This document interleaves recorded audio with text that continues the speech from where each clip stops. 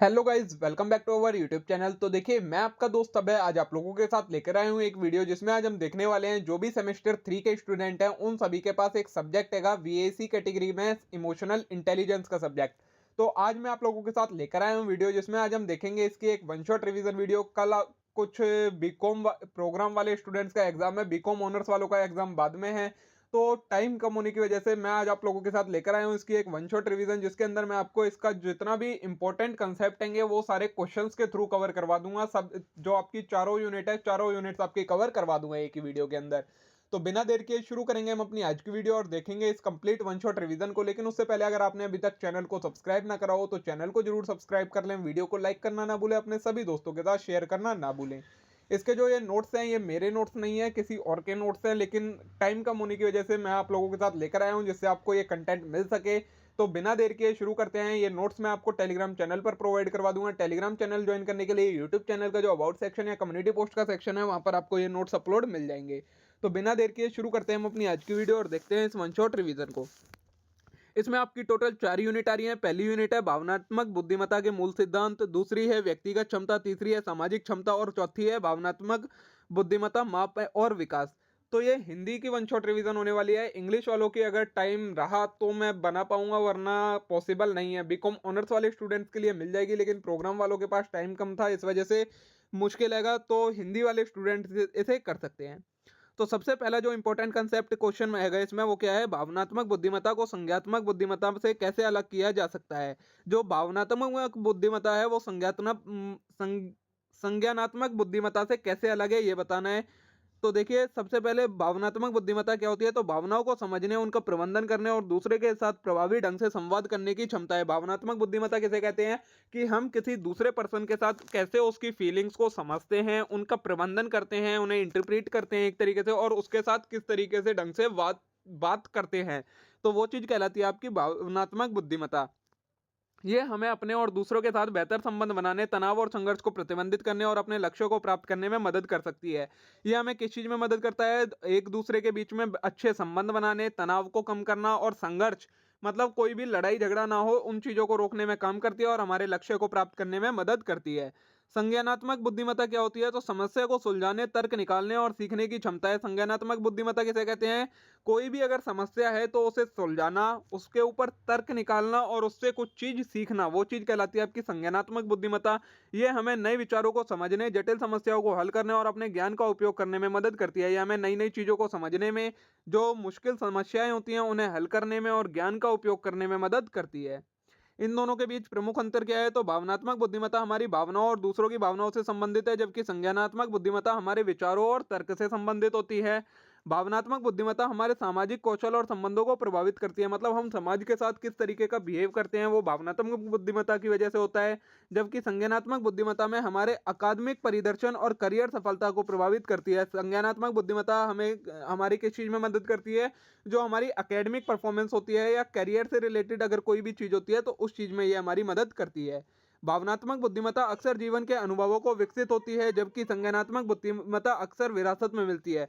जो भावनात्मक बुद्धिमत्ता होती है उसे हम अपने लाइफ टाइम में गेन करते हैं, जबकि जो संज्ञानात्मक होती है वो हमें एक तरीके से अपने पेरेंट्स वगैरह से मिलती है। हालांकि इन दो तरीके की बुद्धिमत्ता के बीच कुछ संबंध भी है। उदाहरण के लिए संज्ञानात्मक बुद्धिमत्ता हमें अपनी भावनाओं को समझने और उनका प्रबंधन करने में मदद करती है। इसके अलावा जो भावनात्मक बुद्धिमत्ता हमें नई चीजों को सीखने और समस्याओं को हल करने में मदद करती है। सामान्य तौर पर भावनात्मक बुद्धिमत्ता और संज्ञानात्मक बुद्धिमत्ता दोनों सफलता के लिए अत्यधिक महत्वपूर्ण हैं। तो ये दोनों ही होनी जरूरी है किसी भी पर्सन में। हालांकि वे अलग अलग चीजें हैं और उन्हें अलग अलग तरीके से विकसित किया जा सकता है, लेकिन ये चीजें दोनों अलग अलग हैं और इन्हें अलग अलग तरीके से ही डेवलप करा जाता है किसी के अंदर। अगला है क्षमता, गुण और मिश्रित मॉडल के बीच प्राथमिक अंतर क्या है। जो क्षमता है, गुण है और मिश्रित है, इन दोनों का, इनके बीच में क्या अंतर होता है। तो क्षमता मॉडल क्या कहता है, तो भावनात्मक बुद्धिमत्ता को एक संज्ञानात्मक बुद्धि क्षमता के रूप में देखते हैं। जो भावनात्मक बुद्धिमत्ता होती है उसे ही हम एक संज्ञानात्मक क्षमता के रूप में उसे देखते हैं। इसके चार बुनियादी निर्माण खंड पर केंद्रित है, मतलब चार खंड होते हैं इसके, ये उन पर केंद्रित होता है। भावनाओं को पहचानना और समझना, पहला खंड भावनाओं को नियंत्रित करना और प्रबंधित करना, मतलब भावनाओं को एक तरीके से कंट्रोल करना अपनी फीलिंग्स को, और प्रबंधित मतलब एक तरीके से मैनेज करना उन्हें। भावनाओं का उपयोग दूसरों को समझने और प्रभाव डालने के लिए करना, ये तीसरा खंड है, मतलब दूसरों को भी समझा जाता है इसकी मदद से। और भावनाओं को रचनात्मक रूप से उपयोग करना, इस मॉडल के अनुसार भावनात्मक बुद्धिमत्ता एक व्यक्ति की जन्मजात क्षमता है जिसे प्रशिक्षण या अनुभव के माध्यम से विकसित किया जाता है। चौथा खंड क्या है, भावनाओं को रचनात्मक रूप से उपयोग करना, मतलब एक तरीके से क्रिएटिविटी बनाकर अपनी फीलिंग्स का यूज करना। जो भावनात्मक बुद्धिमत्ता है ये व्यक्ति में जन्मजात होती है और इसे अलग अलग प्रशिक्षण और अनुभव के माध्यम से क्या करा जाता है, डेवलप करा जाता है। वहीं गुड मॉडल क्या होता है, तो भावनात्मक बुद्धिमत्ता को व्यक्तिगत लक्षणों के एक सेट के रूप में देखा जाता है। जब ऊपर वाले में क्या था, इसे संज्ञानात्मक क्षमता के रूप में देखते हैं, लेकिन इसमें व्यक्तिगत लक्षणों के रूप में जब इसे देखते हैं तो उसे गुड मॉडल कहते हैं। इसके 5 बुनियादी खंड होते हैं जिन पर ये केंद्रित होती है। पहला स्वयं जागरूकता, मतलब खुद को उसके बारे में पता होना चाहिए। स्वयं प्रबंधन, खुद को मैनेज करना आना चाहिए। सामाजिक जागरूकता, उसके बाद बाकी लोगों को अवेयर करवाना चाहिए या होने चाहिए। उसके बाद संबंध प्रबंधन, मतलब जो रिलेशंस हैंगी उनको मैनेज करना चाहिए। और नैतिकता, ये हमारे 5 खंड हैंगे गुड मॉडल के। इस मॉडल के अनुसार भावनात्मक बुद्धिमत्ता एक व्यक्ति के व्यक्तित्व का एक हिस्सा है जिसे प्रशिक्षण या अनुभव के माध्यम से विकसित किया जा सकता है। फिर आता है आपका मिश्रित मॉडल, तो क्षमता और गुण दोनों के तत्वों को शामिल करता है। ये मॉडल एक व्यक्ति की भावनात्मक बुद्धिमत्ता को उसकी क्षमता और व्यक्तित्व लक्षणों के संयोजन के रूप में देखता है। क्या करता है ये मॉडल, भावनात्मक बुद्धिमत्ता को व्यक्तिगत लक्षणों के साथ एक तरीके से संयोजन करता है उनका। इस मॉडल के अनुसार भावनात्मक बुद्धिमत्ता एक व्यक्ति की जन्मजात क्षमता है। तो भावनात्मक बुद्धिमत्ता तो बताया ही है, ये जन्मजात क्षमता होती है और अनुभव दोनों के संयोजन से प्रभावित होती है। ठीक है, तो इससे सारांश ये निकल के आता है, ये आप पढ़ लीजिएगा, वैसे इतना जरूरी नहीं है। ठीक है, फिर है भावनात्मक बुद्धिमत्ता के मूल सिद्धांत क्या हैं। जो भावनात्मक बुद्धिमत्ता है वो किन सिद्धांतों पर आधारित होती है, तो भावनात्मक बुद्धिमत्ता भावनाओं को समझने, उनका प्रबंधन करने और दूसरों के साथ प्रभावी ढंग से संवाद करने की क्षमता, ये ऊपर पढ़ चुके हैं। ये व्यक्तिगत और व्यावसायिक दोनों तरह से सफलता के लिए महत्वपूर्ण है। मतलब अगर हमें अपनी व्यक्तिगत इंडिविजुअली डेवलपमेंट करना है या व्यावसायिक अपने व्यापार का डेवलपमेंट करना है तो हमें भावनात्मक बुद्धिमत्ता की जरूरत पड़ती है। भावनात्मक बुद्धिमत्ता के मूल सिद्धांत निम्नलिखित हैं। पहला आएगा, भावनाएं महत्वपूर्ण हैं। तो भावनाएं हमारी सोच, व्यवहार और निर्णय लेने की भावनाओं को प्रभावित करती हैं। पहचान और समझना महत्वपूर्ण है। जब हम अपनी भावनाओं को पहचान और समझ सकते हैं तो उनका प्रबंधन करने और उनको प्रभाव कम करने के बेहतर होते हैं। मतलब सबसे पहले हमें भावनाओं को समझना महत्वपूर्ण है कि हमारी भावनाएं हैं क्या, तभी हम उनको रोक पाएंगे और उनका प्रबंधन कर पाएंगे। फिर है, हम भावनाओं को प्रतिबंधित करना महत्वपूर्ण है। भावनाओं को मैनेज करना जरूरी है। हमें अपनी भावनाओं को नियंत्रित करने और उनसे उत्पादक दिशा में निर्देशित करने में सक्षम होना चाहिए। भावनाओं का उपयोग दूसरों को समझाने और प्रभाव डालने के लिए करना महत्वपूर्ण है। जब हम दूसरों की भावनाओं को समझ सकते हैं तो हम उनके साथ अधिक प्रभावी ढंग से संवाद कर सकते हैं और संबंध बना सकते हैं। मतलब जब हम दूसरों की भावनाओं को अच्छे से समझ लेंगे तभी हम उनके साथ अच्छे से बातचीत कर पाते हैं और अच्छे से उनके साथ अपनी एक रिलेशन क्रिएट कर पाते हैं। ठीक है, ये हो गया आपका भावनात्मक बुद्धिमत्ता के सिद्धांत। फिर है, भावनात्मक बुद्धिमत्ता के 4 मुख्य घटक क्या हैं ये बताना है। तो पहला आएगा आत्म जागरूकता, मतलब स्वयं की भावना, ताकत और कमजोरियों को समझना आत्म जागरूकता कहलाती है। फिर आत्म प्रबंधन, मतलब अपनी भावनाओं और व्यवहार को प्रभावी ढंग से प्रबंधित करना, एक तरीके से मैनेज करना अपनी भावनाओं को। फिर सामाजिक जागरूकता, तो दूसरों की भावनाओं को और जरूरतों को समझना, ये कहलाता है आपका सामाजिक जागरूकता। फिर है संबंध प्रबंधन, तो प्रभावी संबंध बनाने और बनाए रखने की क्षमता को हम क्या कहते हैं, संबंध प्रबंधन कहते हैं। ये 4 प्रमुख घटक हैंगे भावनात्मक बुद्धिमत्ता के। ठीक है, अगला है क्षमता मॉडल के अनुसार भावनात्मक बुद्धिमत्ता के घटक क्या क्या हैं। तो वही इसके अनुसार भी जो क्षमता मॉडल है उसके अनुसार भावनात्मक बुद्धिमत्ता के भी 4 घटक हैं। पहला आत्म जागरूकता, मतलब स्वयं की भावनाओं, ताकत और कमजोरियों को समझने की क्षमता। फिर आत्म नियमन, मतलब अपनी भावनाओं व्यवहार को प्रभावी ढंग से प्रबंधित करना, वही सारे हैंगे, एक तरीके से नाम बदल दिए हैं। प्रेरणा, फिर अपने लक्ष्य को प्राप्त करने के लिए प्रेरित रहने की क्षमता, मतलब हमेशा अपने गोल की तरफ काम करते रहना, उसके लिए प्रेरित रहना। फिर सामाजिक कौशल, तो दूसरों के साथ प्रभावी ढंग से संवाद करने और संबंध बनाने की क्षमता, ये कहलाती है आपका सामाजिक कौशल। ये 4 घटक हैंगे भावनात्मक बुद्धिमत्ता के क्षमता मॉडल के अनुसार। ठीक है, और इसी के साथ आपकी जो ये यूनिट नंबर 1 हैगी ये कंप्लीट हो जाती है। यहाँ पर आगे देखते हैं अब यूनिट नंबर 2। आपकी यूनिट नंबर 2 है जिसका नाम है व्यक्तिगत क्षमता। तो इसमें सबसे पहला क्वेश्चन बनता है जो इंपॉर्टेंट है, व्यक्तिगत योग्यता क्या है। तो व्यक्तिगत योग्यता एक व्यक्ति की उन क्षमता और कौशल का समूह है जो उस व्यक्ति को कार्य करने या किसी लक्ष्य को प्राप्त करने में सक्षम बनाती है। व्यक्तिगत योग्यता होती क्या है, मतलब किसी व्यक्ति के पास कितनी योग्यता है जो उसे काम करने के लिए और उसके लक्ष्य को प्राप्त करने के लिए सक्षम बनाती है, एलिजिबल बनाती है, वो चीज कहलाती है व्यक्तिगत योग्यता। ये एक व्यक्ति की बुद्धि, ज्ञान, कौशल, क्षमता, दृष्टिकोण, मूल्य और औक्य नहीं और व्यक्तित्व के पहलुओं को शामिल करता है। इसके अंदर क्या-क्या चीज़ें आती हैं व्यक्तिगत योग्यता में, किसी व्यक्ति की के पास क्या बुद्धि है, कितना ज्ञान है, कितना कौशल है उसके अंदर, कितनी क्षमता है, क्या उसका दृष्टिकोण है, मूल्य है और उसका क्या व्यक्तित्व है। ये सारी चीज़ें हमारी व्यक्तिगत योग्यता में आती हैं। व्यक्तिगत योग्यता को अक्सर 2 व्यापक श्रेणियों में बाँटा जाता है। जो व्यक्तिगत योग्यता है, हम उसे 2 श्रेणियों में बाँटते हैं। पहला मानसिक योग्यता, दूसरी व्यक्तिगत योग्यता, विशेषताएँ। मानसिक योग्यता में ये एक व्यक्ति की बुद्धि, ज्ञान और सीखने की क्षमता को संदर्भित करता है। मानसिक योग्यता में क्या-क्या आता है, किसी व्यक्ति की बुद्धि कैसी है, उसके पास कितना ज्ञान है और उसकी सीखने की क्षमता कितनी है, ये सारी हमारी मानसिक योग्यता में आती हैं।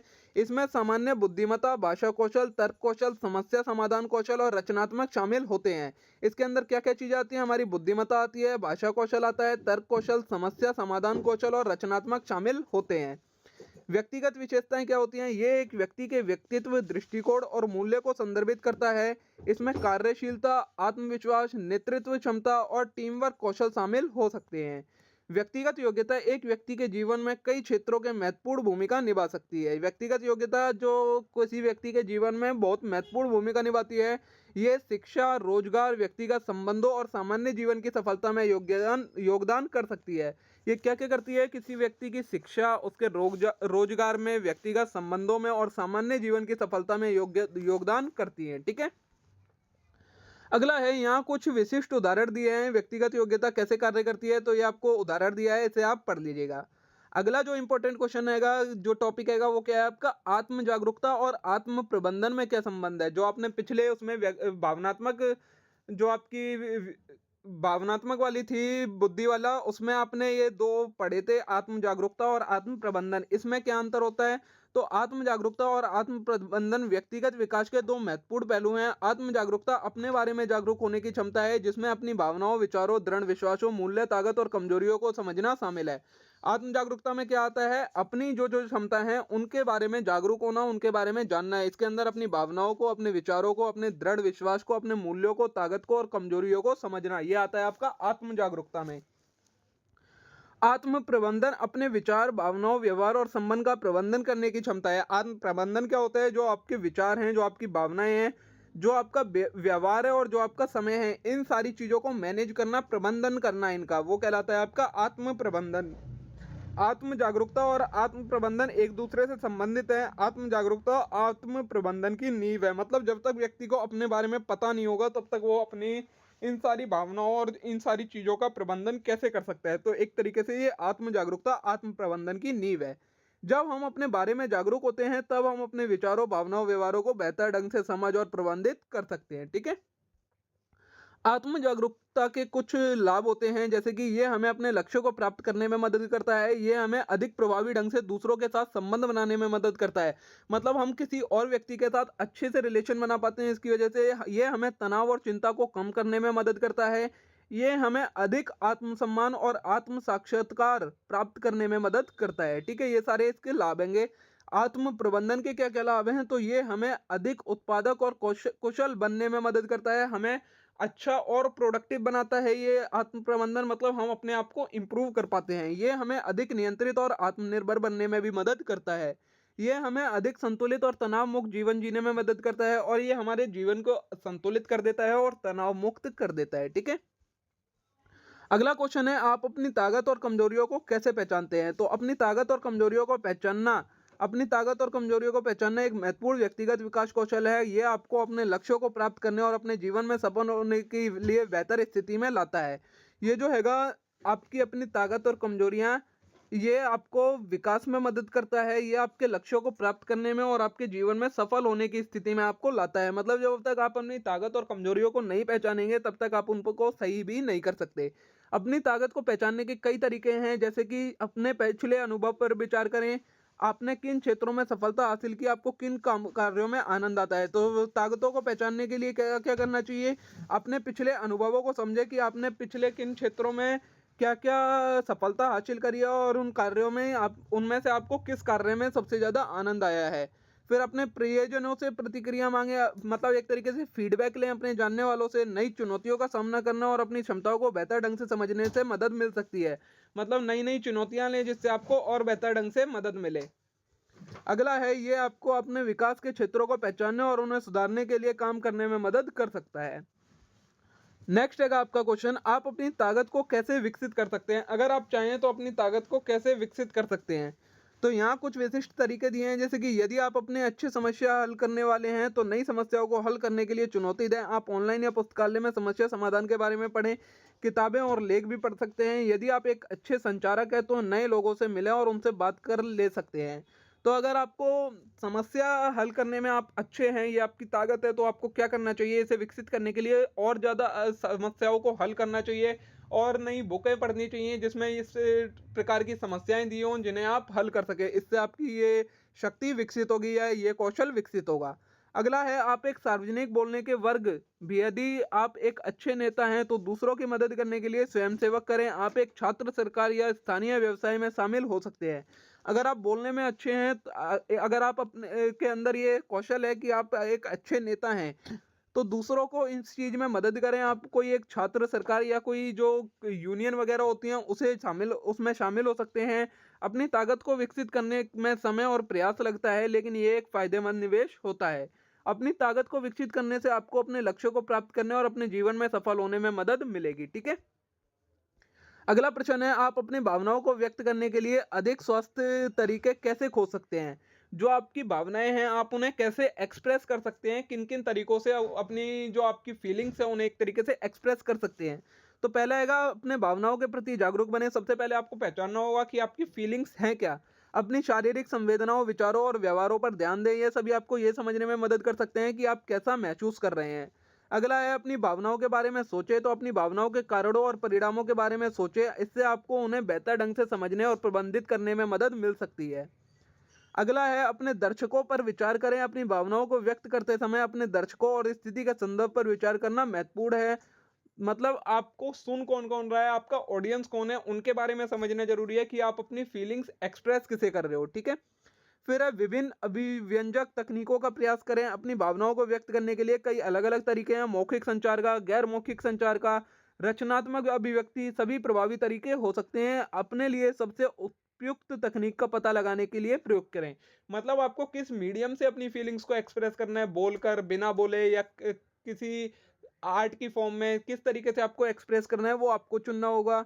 अगला है मदद लें। यदि आप अपनी भावनाओं को व्यक्त करने में कठिनाई का अच्छा विचार सामना कर रहे हैं तो पेशेवर मदद लेना एक हो सकता है। एक चिकित्सक या परामर्शदाता आपको अपनी भावनाओं को समझने और अधिक स्वस्थ तरीके से व्यक्त करने में मदद कर सकता है। अगर आपको समझ में नहीं आ रहा है कि आप अपनी फीलिंग्स को नहीं समझ पा रहे हैं या भावनाओं को नहीं समझ पा रहे हैं तो आपको क्या करना चाहिए? किसी एक चिकित्सक, मतलब किसी डॉक्टर वगैरह की या कोई जो हमारा थेरेपिस्ट वगैरह होता है उसकी मदद लेनी चाहिए, जिससे आपको वो समझने में और उन्हें अच्छे तरीके से व्यक्त करने में मदद कर सकता है। ठीक है? और यहाँ पर आपकी ये यूनिट नंबर 2 कंप्लीट हो जाती है। तो देखिए थर्ड यूनिट है जिसका नाम है आपका सामाजिक क्षमता। तो इसके बारे में पढ़ना है। इसमें पहला टॉपिक जो आता है वो आपका सामाजिक जागरूकता को परिभाषित करें और इसके महत्व को समझाएं। सामाजिक जागरूकता क्या होती है? तो सामाजिक जागरूकता का अर्थ है खुद के अलावा दूसरों के विचार, भावनाओं, अनुभवों को समझना और सम्मान करने की क्षमता। सामाजिक जागरूकता का मतलब होता है जो दूसरे लोग हैं उनकी भावनाओं को, उनके विचारों को समझना, उनके अनुभवों को समझना और उन सभी चीज़ों का सम्मान करना। इससे दूसरे के दृष्टिकोण को समझने और उसके साथ सहानुभूति और करुणा रखना और उसके साथ प्रभावी ढंग से संवाद करना शामिल है। इसके अंदर क्या-क्या आता है? दूसरे व्यक्ति के दृष्टिकोण को, उसका पॉइंट ऑफ व्यू क्या है वो समझना, उसको सिंपैथी एक तरीके से देना, करुणा रखना मतलब एक तरीके से ह्यूमैनिटी रखना है। और करुणा आप कह सकते हैं एक तरीके से उसकी जो फीलिंग्स हैं उनकी डिसरिस्पेक्ट ना करना और उसके साथ प्रभावी ढंग से संवाद करना। ये सारी चीज़ें सामाजिक जागरूकता का मतलब होता है। सामाजिक जागरूकता एक महत्वपूर्ण सामाजिक कौशल है क्योंकि ये हमें दूसरों के साथ प्रभावी ढंग से जुड़ने और संबंध बनाने की अनुमति देता है। सामाजिक जागरूकता बहुत ही महत्वपूर्ण कौशल है क्योंकि इसी की वजह से हम क्या कर पाते हैं, किसी दूसरे व्यक्ति के साथ एक अच्छा संबंध बना पाते हैं। ये हमें दूसरों की ज़रूरतों और इच्छाओं को समझने में मदद करता है। ये हमें संघर्षों को हल करने और सहयोग करने में सक्षम बनाता है। यह क्या करता है? हमें दूसरों की ज़रूरतें और उनकी इच्छाओं को समझने में मदद करता है और संघर्षों को हल करने और सहयोग करने में सक्षम बनाता है। सामाजिक जागरूकता के कई महत्वपूर्ण लाभ हैं जिनमें क्या-क्या चीज़ें आती हैं? संबंध निर्माण और रखरखाव। सामाजिक जागरूकता हमें दूसरों के साथ मजबूत और सार्थक संबंध बनाने में मदद करता है। सामाजिक जागरूकता के लाभ में पहला आएगा कि ये हमें संबंध निर्माण, दूसरों के साथ अच्छे संबंध बनाने और मजबूत संबंध बनाने में मदद करता है। ये हमें दूसरों की जरूरत और इच्छाओं को समझने में, वही सारी चीज रिपीट कर रखी है, इससे क्या होता है, विश्वास और सम्मान के निर्माण में योगदान देता है। सहयोग और टीम वर्क, सामाजिक जागरूकता हमें दूसरों के साथ प्रभावी ढंग से सहयोग करने में मदद करता है, मदद करने में मदद करता है दूसरों की, मतलब एक तरीके से हम किसी और की अच्छे से हेल्प कर पाते हैं। ये हमें दूसरों के विचारों और विचारों को समझने पर उन विचारों को करने में मदद करता है जो सामूहिक लक्ष्यों को प्राप्त करने में मदद करते हैं। मतलब अगर हम कोई ग्रुप एक्टिविटी कर रहे हैं, ग्रुप गोल अचीव करना चाहते हैं, तो उसमें ये सामाजिक जागरूकता एक अच्छा कौशल है। इससे हम अपनी टीम के सभी लोगों का वो समझ पाएंगे, क्या उनकी ज़रूरतें हैं, क्या उनके विचार हैं, उसकी वजह से हम सामूहिक लक्ष्य को प्राप्त कर पाएंगे। ये हमें दूसरों के दृष्टिकोण को समझने, उसके साथ सम्मानजनक ढंग से बातचीत करने में मदद करता है, जो संघर्षों को कम करने और समाधान खोजने में भी मदद करता है। सामाजिक परिवर्तन, सामाजिक जागरूकता हमें सामाजिक परिवर्तन में योगदान करने में मदद करता है, और क्या करता है, समाज के अंदर क्या परिवर्तन होना है उस परिवर्तन को करने में मदद करता है। फिर यह हमें दूसरों की जरूरतों और चुनौतियों को समझने में, उससे निपटने के लिए कार्य करने में मदद करता है। सामाजिक जागरूकता को विकसित करने के कई तरीके हैं, जिसमें शामिल दूसरों के साथ सक्रिय रूप से सुने और बातचीत, विचारों, भावनाओं और अनुभवों को समझने के लिए प्रयास करें, अपने स्वयं के पूर्वाग्रहों और पूर्वाग्रहों के बारे में जागरूक रहें, अपने दृष्टिकोण को चुनौती देने के लिए तैयार रहें। अगला जो इंपॉर्टेंट है, दूसरों के दृष्टिकोण को समझने के लिए आप किन किन तरीकों का उपयोग कर सकते हैं, मतलब दूसरों के मन की बात, विचारों को जानने के लिए हम किन किन तरीकों का उपयोग कर सकते हैं। तो पहला है, जब कोई आपसे बात कर रहा हो तो केवल उसके शब्दों पर ध्यान ना दे, बल्कि उसकी भावनाओं और इशारों पर भी ध्यान दे। मतलब किसी से बात करते समय सिर्फ उसके शब्द ना सुने, उसकी भावनाएं क्या हैं, विचार क्या हैं, इन चीज़ों पर भी ध्यान दे। ये दिखाएगा कि आप उनकी बात सुन रहे हैं, उनकी परवाह करते हैं। दूसरे से ये समझने के लिए खुले प्रश्न करें, पूछें कि वो कैसा सोचते हैं और कैसा महसूस करते हैं। हम डायरेक्ट क्वेश्चन करके भी पूछ सकते हैं उनसे उनका विचार। उसके अलावा हम सभी में पूर्व ग्रह होते हैं जो दूसरा के दृष्टिकोण को समझने और बाधा डालने में डाल सकते हैं। अपने स्वयं के पूर्व ग्रहों के बारे में जागरूक होकर आप उन्हें चुनौती देकर और दूसरे के दृष्टिकोण को अपने अधिक निष्पक्ष रूप से देखने से बेहतर बना सकते हैं। विविध लोगों से मिले, बातचीत करें। पूर्व ग्रह के बारे में जागरूक रहना चाहिए, मतलब एक तरीके से हमारी भी कुछ आइडियोलॉजी होती है, तो हम उस चीज को साइड में रखें, जो दूसरा कह रहा है सिर्फ उसकी चीज को समझें। इस तरीके से हम दूसरों के विचारों को अच्छे से समझ पाते हैं। ये आपको उदाहरण दिया है, इसे आप रीड कर लीजिएगा, ठीक है। फिर है सहानुभूति और करुणा को बढ़ावा देने के लिए आप क्या कर सकते हैं, मतलब अगर आपको सहानुभूति और करुणा बढ़ानी है तो उसके लिए आपको क्या क्या चीज़ें करनी चाहिए। तो सहानुभूति और करुणा दोनों दूसरों की भावनाओं को समझने और उनको चिता महसूस करने की क्षमता है।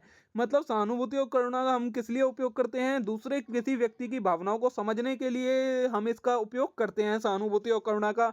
हालांकि उनके बीच कुछ महत्वपूर्ण अंतर है। सहानुभूति दूसरों की भावनाओं को समझने की क्षमता है, और करुणा उनकी भावनाओं के लिए चिंता और दुख भी शामिल है। सहानुभूति में क्या होता है, हम सिर्फ दूसरे की भावना को समझते हैं, लेकिन करुणा में क्या होता है, हम दूसरे की भावनाओं की चिंता करते हैं, उसके दुख में भी शामिल होते हैं। सहानुभूति और करुणा दोनों महत्वपूर्ण सामाजिक कौशल हैं जो हमें दूसरों के साथ अधिक प्रभावी ढंग से जुड़ने और संबंध बनाने में मदद करते हैं। ये दोनों ऐसे कौशल हैं जो हमें दूसरे व्यक्ति के साथ और अच्छे से जोड़ देते हैं। वे हमें दूसरों की जरूरतों और चुनौतियों को समझने में भी मदद करते हैं, जो हमें मदद और सकारात्मक बदलाव लाने में प्रेरित कर सकता है। सहानुभूति और करुणा को बढ़ावा देने के लिए आप कई चीजें कर सकते हैं। यहाँ कुछ विशिष्ट सुझाव दिए गए हैं कि सहानुभूति और करुणा को कैसे आप बढ़ा सकते हैं, उदाहरण के रूप में ये सारे आप पढ़ लीजिएगा, ठीक है। अगला है सामाजिक योग्यता, सामाजिक जागरूकता और संबंध प्रबंधन। शब्दों की व्याख्या करें, आपको इन सारी चीजों को समझाना है। सामाजिक योग्यता क्या होती है, सामाजिक जागरूकता क्या होती है, और संबंध प्रबंधन क्या होता है। तो सबसे पहले सामाजिक योग्यता, तो दूसरे के साथ प्रभावी ढंग से जोड़ने और सहयोग करने की क्षमता। मतलब हम किसी दूसरे व्यक्ति के साथ कितने अच्छे से जुड़ते हैं और फिर उसके साथ कैसे मिलकर काम करते हैं, सहयोग करते हैं, उस चीज को हम सामाजिक योग्यता कहते हैं। ये आपको उदाहरण दिया है, इसे आप रीड कर लीजिएगा। अगला है सामाजिक जागरूकता, ये हम कर चुके हैं। अपने आसपास की दुनिया के बारे में जागरूक होना, सामाजिक मुद्दे, अन्य लोगों के अनुभव और स्वयं के स्थान शामिल है। इसमें क्या आता है, अपने आसपास के लोगों के साथ जुड़ना, आसपास में जो आपके मुद्दे उठे हुए हैं उनमें शामिल होना, उनमें बातचीत करना और दूसरे लोगों की विचारों को समझना, ये कहलाता है आपका सामाजिक जागरूकता। संबंध प्रबंधन क्या होता है, परिभाषा, दूसरों के साथ मजबूत और सकारात्मक संबंध बनाना और बनाए रखना। संबंध प्रबंधन क्या होता है, दूसरे व्यक्तियों के साथ सकारात्मक संबंध बनाना और उन्हें बनाए रखने की क्षमता को हम संबंध प्रबंधन कहते हैं, ठीक है। ये आपको प्रश्न दिया है कि एक छात्र एक मुद्दे पर अपना दृष्टिकोण प्रस्तुत कर रहा है, लेकिन एक अन्य छात्र सहमत नहीं है। छात्र संघर्ष को कैसे हल करेगा, केस स्टडी दे रखी है, आप इसे पढ़ लीजिएगा, ठीक है। और यहीं पर आपकी ये यूनिट नंबर 3 कंप्लीट हो जाती है। इसमें इस यूनिट में आपके इसके अलावा और कुछ भी नहीं है, इतना ही आपको कंटेंट करना है, ठीक है। अब है हमारी यूनिट नंबर 4 जिसका नाम है भावनात्मक बुद्धिमत्ता माप और विकास। पहली यूनिट में हमने पढ़ा था भावनात्मक बुद्धिमत्ता के मूल सिद्धांत क्या होते हैं। अब हम भावनात्मक बुद्धिमत्ता को मापते कैसे हैं और इसका विकास कैसे करते हैं ये पढ़ना है हमें। तो ईक्यू के मापन करने के लिए सबसे लोकप्रिय उपाय कौन सा है? ईक्यू क्या होता है? आपको यही भावनात्मक बुद्धिमत्ता क्या होता है, इसे हम ईक्यू बोलते हैं।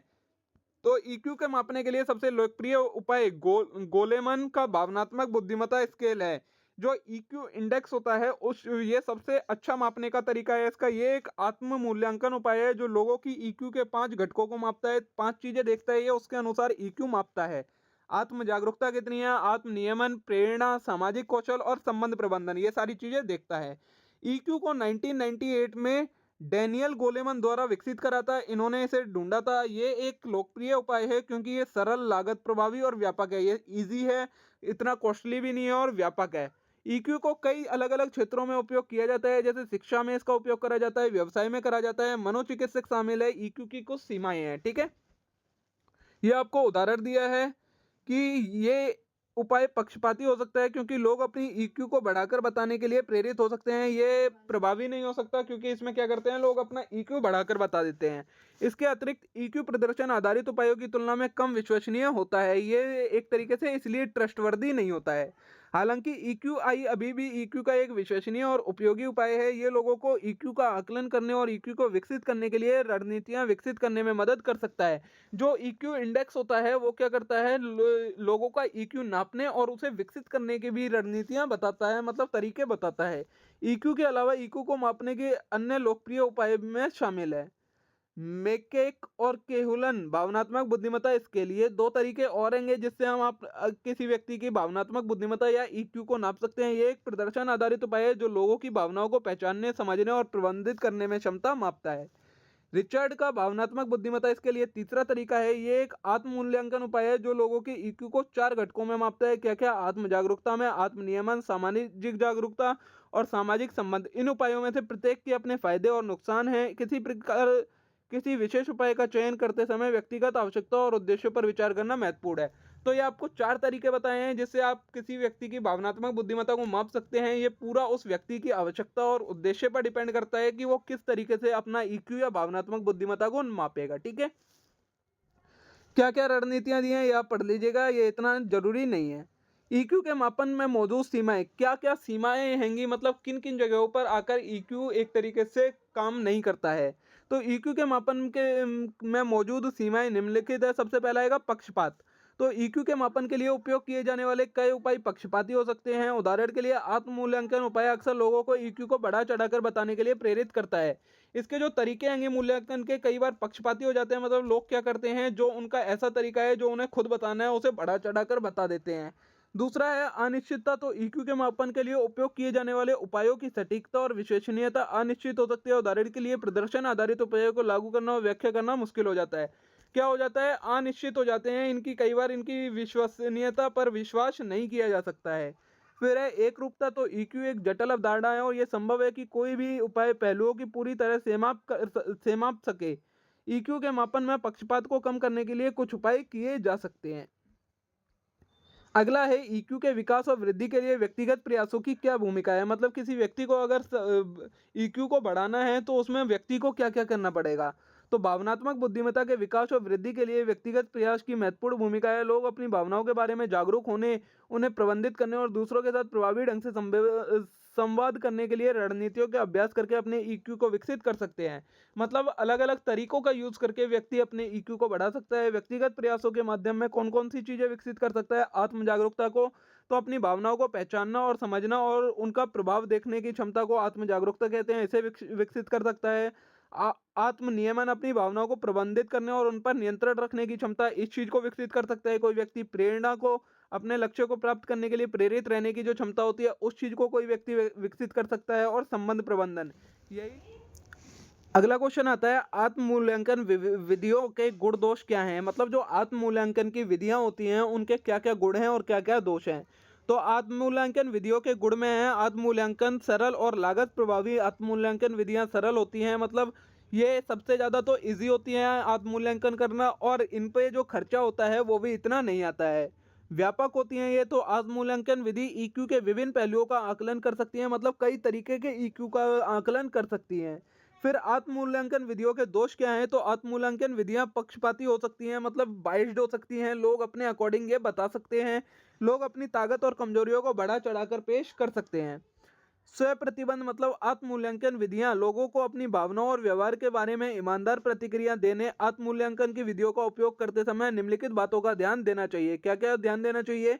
तो प्रतिभोगियों को आत्म-मूल्यांकन के संभावित पक्षपात के बारे में सूचित करें, प्रतिभोगियों को अपनी भावनाओं और व्यवहारों के बारे में ईमानदार प्रतिक्रिया देने के लिए प्रोत्साहित करने से रोक सकती है। आत्म-मूल्यांकन के परिणामों को अन्य उपायों के परिणामों के साथ तुलना करें। ठीक है? ये सारी चीज़ों पर ध्यान देना पड़ता है। अगला है ईक्यू के माप के लिए कौन सी विधि सबसे सटीक है? सबसे अच्छी विधि कौन सी है ईक्यू मापने के लिए? तो ईक्यू के माप के लिए सबसे सटीक विधि प्रदर्शन आधारित विधि है। प्रदर्शन आधारित विधियां लोगों के वास्तविक व्यवहार का आकलन करती हैं, जो ईक्यू के लिए सबसे महत्वपूर्ण कारक है। तो किससे जो प्रदर्शन आधारित विधियां होती हैं वो सबसे अच्छा तरीका होता है ईक्यू मापने का। हालांकि प्रदर्शन आधारित विधियां अधिक समय लेने वाले और महंगी हो सकती हैं। इसमें इसका ड्रॉबैक क्या है? एक तरीके से तो ये टाइम ज़्यादा लेती हैं और महंगी हो सकती हैं, और वह विशिष्ट स्थितियों या कार्यों तक सीमित हो सकती हैं। दूसरी सबसे सटीक विधि मिश्रित विधि हाँ है।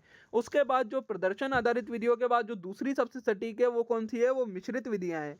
मिश्रित विधियां आत्म मूल्यांकन, दूसरों द्वारा मूल्यांकन और प्रदर्शन आधारित विधियों के संयोजन का उपयोग करती हैं। वे ईक्यू के विभिन्न पहलुओं का आकलन करने के लिए एक व्यापक और विश्वसनीय दृष्टिकोण प्रदान कर सकती हैं। ठीक है, यही सारा दिया है, आप इसे रीड कर लीजिएगा। इसी को बार बार कहा गया है इसमें। अगला है ईक्यू को विकसित करने और बढ़ने के लिए सामाजिक संदर्भ की क्या भूमिका है? सामाजिक संदर्भ कैसे ईक्यू को बढ़ाता है? तो ईक्यू के बारे में जागरूकता बढ़ाना। सबसे पहले सामाजिक संदर्भ क्या करता है? ईक्यू के बारे में जागरूकता बढ़ाता है। सामाजिक संदर्भ लोगों को ईक्यू के बारे में जागरूकता बढ़ाने में मदद कर सकता है। ये उन्हें ईक्यू की अवधारणाएं, उसके महत्व और उनके विभिन्न पहलुओं के बारे में बताता है, जिससे लोगों को इसके बारे में समझ में आता है और वो अपना ईक्यू विकसित करते हैं।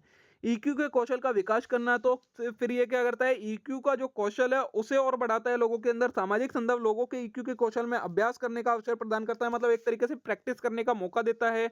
ये उन्हें अपनी भावनाओं को पहचानने और समझने, दूसरों की भावनाओं को समझने और संबंध बनाने में मदद करता है। ईक्यू के लिए प्रतिबद्धता बढ़ाना, तो सामाजिक संदर्भ लोगों को ईक्यू के लिए प्रतिबद्ध बढ़ाने में मदद कर सकता है। ये उन्हें ईक्यू को विकसित करने के लिए समय और प्रयास लगाने के लिए प्रेरित कर सकता है। ये आपको उदाहरण दिए हैं, इस उदाहरण को आप पढ़ लीजिएगा। और देखिए दोस्तों, इसी के साथ आपकी चारों यूनिट कंप्लीट हो जाती हैं। इमोशनल इंटेलिजेंस की वन शॉट रिवीजन वीडियो यहाँ आपकी कंप्लीट हो जाती है। बहुत ही कम टाइम में मैंने आपको चारों यूनिट एक्सप्लेन कर दिए हैं। ज़्यादा डिफिकल्ट यूनिट नहीं है, इजी यूनिट है, आपको सारी चीज़ें समझ में आ गई होंगी। अगर वीडियो अच्छी लगी हो तो वीडियो को लाइक करना ना भूले, चैनल को जरूर सब्सक्राइब कर लें इस टाइप के और कंटेंट के लिए। अब हम मिलते हैं नेक्स्ट वीडियो में। Thank you.